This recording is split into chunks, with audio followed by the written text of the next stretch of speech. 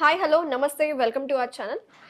BP కనుక వస్తే లక్షణాలు ఎలా ఉంటాయి, బీపీని ఎలా కంట్రోల్ చేసుకోవాలి, మన న్యాచురోపతిలో ఎలాంటి ట్రీట్మెంట్స్ ఉన్నాయి, ఈ అంశం గురించి మాట్లాడడానికి ప్రస్తుతం మనతో పాటు ఉన్నారు ప్రముఖ న్యాచురోపతి స్పెషలిస్ట్ డాక్టర్ షగుప్తా గారు. మేడంతో మాట్లాడి కంప్లీట్ డీటెయిల్స్ తెలుసుకుందాం. నమస్తే మేడం. నమస్తే. సో జనరల్గా బీపీ అనేది చాలా కామన్ అయిపోయింది ప్రతి ఇంట్లో. కొంతమందికి అంటూ ఉంటాం, ఎక్కువ అరుస్తుంటే కనుక, ఎక్కువ కోపం అవుతుంటే కూడా అమ్మో వీడికి బీపీ ఎక్కువ అయిపోయిందిరా అంటూ ఉంటారు. అసలు బీపీ ఉందని ఒక పర్సన్కి వాళ్ళ లక్షణాలు ఎలా ఉంటాయి? ఒకటండి, కొన్ని కేసెస్లో, చాలా కేసెస్లో అని చెప్పను కానీ కొన్ని కేసెస్లో స్లీప్ ప్యాటర్న్ చాలా డిస్టర్బ్ అవుతుంది. మనం మ్యాక్సిమం ఎప్పుడైతే స్లీప్ ప్యాటర్న్ డిస్టర్బ్ అవుతుందో ద మోస్ట్ ఇంపార్టెంట్ డిసీజెస్లో ఒక మెయిన్ డిసీజ్ వచ్చేది ఫస్ట్ బీపీ. బీపీ బీపీ తర్వాత డయాబెటిక్. ఈ రెండు ఉన్నాయంటే ఖచ్చితంగా వాళ్ళలో అధిక బరువు ఉంటుంది. సో నేనేమంటానంటే, ఎలాగో కొంతమందికి బీపీ ఏంటంటే హెరిడిటరీ అండి. మన ఫ్యామిలీ హిస్టరీలో ఎవరికైనా ఉందనుకోండి, మనం చాలా జాగ్రత్తగా ఉండాలి. ఇది లైఫ్ స్టైల్ డిజార్డర్. మీరు ప్రాపర్ స్లీప్ లేదు, ప్రాపర్ మెయింటెనెన్స్ లేదు, ఎక్సర్సైజ్ లేవు, యోగా లేదు, ఫుడ్ కూడా ప్రాపర్గా లేదు అనుకుంటే ఖచ్చితంగా ఇవి 30-35 ఇయర్స్లో కామన్గా ఆల్మోస్ట్ 70-60% జనాలలో మనకి బీపీ ప్రాబ్లం ఎక్కువైంది. ఆఫ్టర్ కోవిడ్ అయితే చాలా మందిలో ఎక్కువ చూస్తున్నాం మనం బీపీ.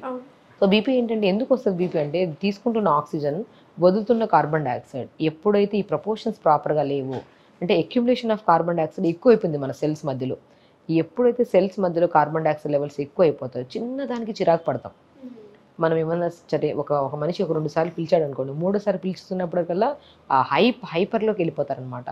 అందుకనే ఎక్కువ అరుస్తుంటే, మీరు చెప్పినట్టే ఎక్కువ అరుస్తుంటే బీపీ ఉందేమో చూయించుకో అంటుంటాం. నిజం, కొన్ని కేసెస్లో, అన్ని కేసెస్లో అని చెప్పను కానీ కొన్ని కేసెస్లో మనము కొద్దిగా ఇరిటేట్ అవుతున్నాము అంటే మన కణాల మధ్యలో కార్బన్ డైఆక్సైడ్ లెవెల్స్ ఎక్కువ అయిపోవడం వల్ల, వదలాల్సిన గాలి వదలకుండా మన సెల్స్ మధ్యలో అక్యుములేట్ అయిపోవడం వల్ల చిన్న చిన్న దానిలకు చిరాకు, కోపము, ఇరిటేషన్స్ ఇవన్నీ కామన్ అయిపోయాయి. సో ఇది కనుక ఎప్పుడైతే ఎక్కువ అయిపోతుందో, కణాల మధ్యలో కార్బన్ డైఆక్సైడ్ లెవెల్స్ అనేవి అక్యుములేషన్ ఎక్కువ అయిపోతుందో, ద మోస్ట్ ఇంపార్టెంట్ ప్రాబ్లమ్స్లో హైపర్ టెన్షన్ అనేది కామన్ అయిపోయింది. సో ఒకసారి బీపీ ఏంటంటే, ఈ మధ్య రీసెంట్గా కూడా చాలామంది యంగ్ పిల్లలు మాకు చాలా ఇరిటేషన్ వస్తుంది, నిద్ర పట్టట్లేదు, అసలు చూస్తున్నా కూడా మాకు ఏదో గుండె దడలాగా అనిపిస్తుంది, so right side left side hands కొట్టేస్తున్నాం. ఇది క్రానిక్ సిమ్టమ్స్ అండి. ఫస్ట్ బీపీ వచ్చినప్పుడు ఫస్ట్ మోస్ట్ ఇంపార్టెంట్ చెమట పట్టేస్తుంది శరీరానికి. శరీరంలో అంటే మామూలుగా ప్రతి ఒక్కరికి చెమట పడుతుంది ఎక్సర్సైజ్ చేయడం వల్ల కానీ కొంతమందికి నార్మల్గానే చెమట పట్టేస్తాం. అదే మెయిన్ లక్షణాలు అంటారు. మ్యాక్సిమం ఈ జనరేషన్లో ఫస్ట్ మనం గమనించాల్సిన సిమ్టమ్స్లో చెమటలు పట్టేయడం. కొంతమందికి ఏంటంటే శరీరతత్వం, మనకి ఎప్పుడైతే బాడీలో కార్బన్ డైఆక్సైడ్ లెవెల్స్ ఎక్కువైపోతాయో సోడియం కంటెంట్ కూడా ఎక్కువైపోతుంది. ఆ సోడియం కంటెంట్ అనేది శరీరంలో స్వెట్ రూపంలో బయటికి ఎలిమినేట్ అవుతుంది. సో అలా స్వెట్ పడుతున్నప్పుడు మనం బీపీ అనేది మానిటర్ చేసుకోండి. ఒకవేళ ఉందనుకోండి జాగ్రత్త పడదాం, లేదనుకోండి okay well and good, happy కదా. అట్లీస్ట్ కొన్ని సిమ్టమ్స్ శరీరంలో ఎప్పుడు నార్మల్గా ఉన్న వ్యక్తి, హెల్దీ పర్సన్ ఎప్పుడైతే కొత్తగా బయటకి ఇవన్నీ ఈ ప్రాబ్లమ్స్ అన్నీ బయటపడుతున్నాయో మనం దాన్ని ఇగ్నోర్ చేయొద్దు.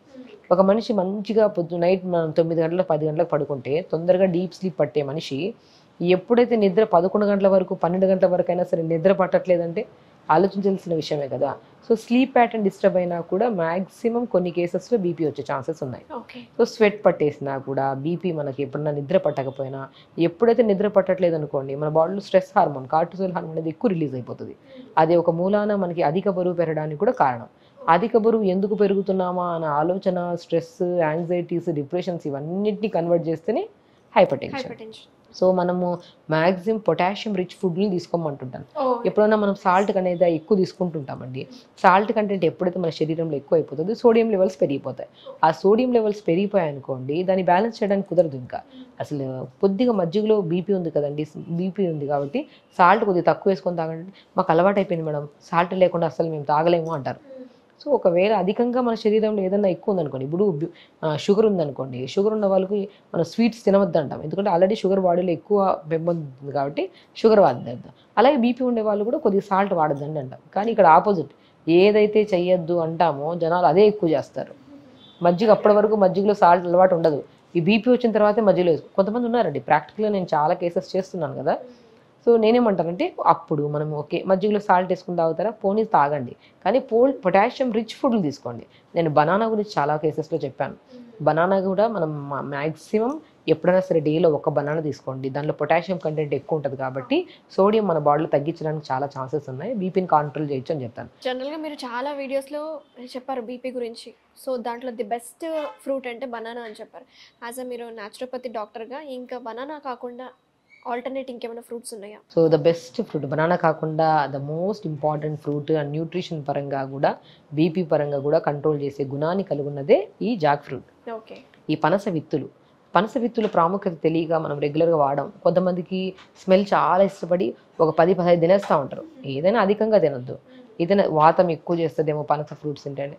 మనం అదే జంక్ ఫుడ్ తింటున్నప్పుడు ఇది వాతం అవుతుందా, దాంట్లో ఏమన్నా ప్రాబ్లమ్స్ ఉన్నాయో ఆలోచించాం, వేసేసుకుంటూ ఉంటాం. అదే పనస విత్తులు తింటుంటే వాతం అన్నారే తినకూడదంట. ఎందుకని? Natural fruit. రెగ్యులర్గా మార్నింగ్ 3 సాయంత్రం 3 తినండి. డెఫినెట్గా మన బాడీలో సోడియం కంటెంట్స్ని కంట్రోల్ చేయడమే కాకుండా ఐ రిలేటెడ్ ప్రాబ్లమ్స్ ఉన్నా కూడా దాన్ని కంట్రోల్ చేస్తుంది. విటమిన్ ఏ రిచ్ ఉంటుంది. నేనేం చెప్పాను, బీపీ రావడానికి మెయిన్ కారణం నిద్ర సమస్య అని చెప్పాను. ఆ నిద్రను కూడా ప్రాపర్గా వచ్చేలా చేస్తుంది పనస ఫ్రూట్. సో పనస ఫ్రూట్ వల్ల లక్ష లాభాలండి. యాంటీ క్యాన్సరస్గా పనిచేస్తుంది, యాంటీ డయాబెటిక్గా పనిచేస్తుంది. సో మనకి చాలా వరకు నిద్రలేని సమస్యలు తగ్గిస్తుంది, బరువు తగ్గించడానికి కూడా యూజ్ అవుతుంది పనస విత్తులు. ఖచ్చితంగా, ఎందుకంటే ఫైబర్ రిచ్ ఫ్రూట్ ఇది. ఫైబర్ ఎక్కువ ఉంటుంది కాబట్టి మనం ఏం చేస్తాం, ఎక్కువ జంక్ ఫుడ్ అక్యుములేట్ అయిపోతేనే ఫ్యాట్ ఎక్కువ డిపాజిట్ అయిపోతుంది. దాన్ని ఫైబర్ రిచ్ ఫుడ్ కాబట్టి ఫ్యాట్ని బాగా తగ్గించి మన బాడీలో బరువు పొట్ట అధికంగా ఉన్నా కూడా తగ్గించే గుణాన్ని కలిగి ఉంది. సో రోజుకి ఎన్ని తీసుకోమంటారు? పొద్దున 3 సాయంత్రం 3. మ్యాక్సిమం గిన్నె పెట్టామనుకోండి ఎదురుగా, నచ్చిందని చెప్పి 20-30 తీసేస్తూ ఉంటారు. కొంతమంది తింటుంటారండి. ఏదైనా సరే, అది ఎంత న్యాచురల్ ఫ్రూట్ అయినా ఎంత జంక్ ఫుడ్ అయినా సరే, జంక్ ఫుడ్స్ మ్యాక్సిమం అవాయిడ్ చేయమంటాము. న్యాచురల్ ఫుడ్ కూడా ఒక లిమిట్ ఉంటుంది. అరిచేయంత పొట్ట మంది, అరిచేయంత పొట్టలో ఎంత వేస్తాం, మ్యాక్సిమం వేస్తే 4-5 వేస్తాం. మోర్ దెన్ ఎక్కువ వేస్తే ఏమవుతుంది, అది దేనికైనా దారి తీస్తుంది. సో మార్నింగ్ ఒక 3 విత్తులు ఇలాగా, సాయంత్రం ఒక 3 విత్తులు తీసుకోండి. అండ్ దీని లోపల విత్తనం ఉంటుంది కదండి, ఆ విత్తనం కూడా చాలా న్యూట్రిషియస్. మన బాడీలో ఐరన్ తగ్గింది అనుకోండి, ఐరన్ని కూడా పెంపొందించే గుణాన్ని కలిగి ఉంటుంది. అండ్ మన బాడీలో మన ప్రోటీన్ కంటెంట్ కూడా రిచ్ ఉంటుంది, కార్బోహైడ్రేట్ ఉంటుంది, హై ఫైబర్ ఉంటుంది. సో చాలా వరకు ఈవెన్ థైరాయిడ్ వాళ్ళు కూడా తీసుకోమంటుంటాను నేను. సో అల్టిమేట్గా పనిచేస్తుంది. విత్తుల్ని పడేస్తూ ఉంటారు, సో అది కూడా యూస్ఫుల్ ఐటమ్. యూస్ఫుల్ అంటే ఐరన్ కూడా చాలా మంచిగా ఉంటుంది. అనేమియా వాళ్ళకి బాగా పనిచేస్తుంది. ఇంకోటి ఏంటంటే దీన్ని మనం చిన్నప్పుడు అది కాల్చుకొని తినేవాళ్ళు, చాలా బాదం లాగా మెత్తగా ఉంటుంది. దీంతో కర్రీస్ కూడా చేస్తారు, చింత చిగురు వేసి కర్రీ చేస్తారు, తోటకూర వేసి కర్రీ చేస్తారు. కొంతమంది నాన్ వెజిటేరియన్స్ అయితే మటన్ కర్రీ చేస్తారు దీంతో. హై న్యూట్రిషియస్ విత్తనం ఇది. అండ్ ఫ్రూట్ పరంగా వస్తే మాత్రం బీపీని చాలా బాగా కంట్రోల్ అవుతుంది. రెగ్యులర్ తీసుకుంటే చాలా హెల్దీగా హ్యాపీగా ఎలాంటి ప్రాబ్లమ్స్ రాకుండా కూడా మనం ఎన్నో రకాల కంటి సమస్య కానీ, నిద్ర సమస్య కానీ, అధిక బరువు సమస్య కానీ, కణాలు కూడా మన బాడీలో సెల్స్ డ్యామేజ్ అవ్వకుండా కూడా కాపాడే స్వచ్ఛమైన న్యూట్రిషియస్ ఫ్రూట్ ఏదైతే ఉందో అది జాక్ ఫ్రూట్ అంటారు. రెగ్యులర్ తీసుకుంటే ఏ ప్రాబ్లమ్స్ రాకుండా కాపాడుకోవచ్చు. Very nice madam, thank you so much madam. ఇంత న్యూట్రిషియస్ ఫుడ్ బీపీని కంట్రోల్ చేసే ఈ సీజన్లో దొరికే జాక్ ఫ్రూట్ యొక్క బెనిఫిట్స్ ఏంటి, దాంట్లో దాని ఇంటర్నల్ సీడ్ కూడా ఎలా ఉపయోగం చేసుకోవాలి అని చాలా డీటెయిల్గా ఎక్స్ప్లెయిన్ చేస్తున్నాను. Thank you so much.